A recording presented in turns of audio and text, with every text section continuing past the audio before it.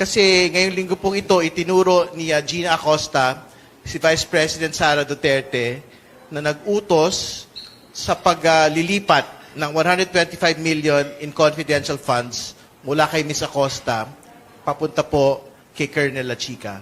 So, sa totoo lang, katulad ng binabanggit po natin nung nakaraan, sapat-sapat na yung pong testimonya na yon para ipakita ang maling paggamit ng confidential funds ng Vice President, ni Ms. Acosta at ng iba pang accountable officers ng Office of the Vice President. No?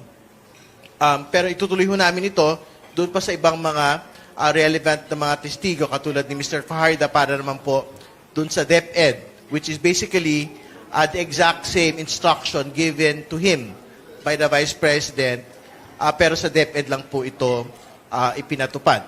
At sa totoo lang din, ito rin po yung laman nung pong Notice of Disallowance for 2023. Dahil nga, binigay ng OVP ang confidential funds sa isang non-OVP personnel, katulad po ni Mr. Lachica. So, doon pa lang, yung pong requirement to prove misuse has already been established.